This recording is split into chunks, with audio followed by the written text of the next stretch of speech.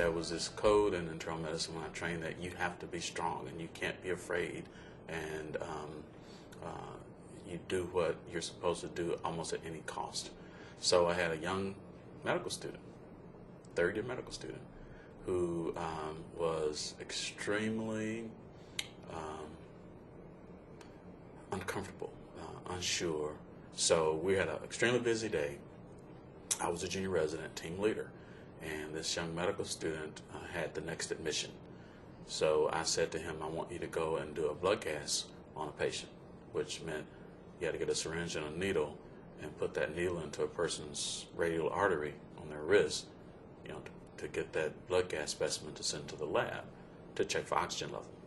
So he said to me, I've never done that. And I said, you've never done a blood gas? And he said, no, I've never done it. And I said, well, you're going to have to go do a blood gas. And he said, I'm afraid. And I just said, what are you afraid of?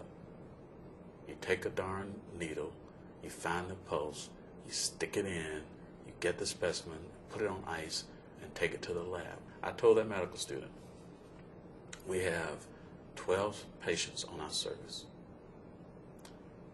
I want you to do a blood gas on every patient on this service.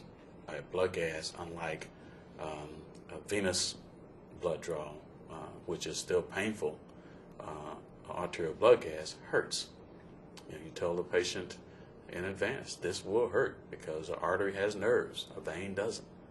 Okay, so now you're talking about sending an untrained person to do an invasive procedure on 12 patients, most of whom probably did not need it. So he did 12 blood gases that day. 12. And the next day, I felt terrible. To me, it's the equivalent of throwing something at a person. It does harm. Whether it's physical or not, to me, I think I did harm to that person. And I think harm to 11 people who were in hospital for some other reason. When he said, I'm really afraid or uncomfortable with that, then I think my approach should have been, or would have been, or would be today, is okay, let me go with you. And let me walk you through this step by step to show you how it's done. Because that's, I think, how I would have wanted to be treated.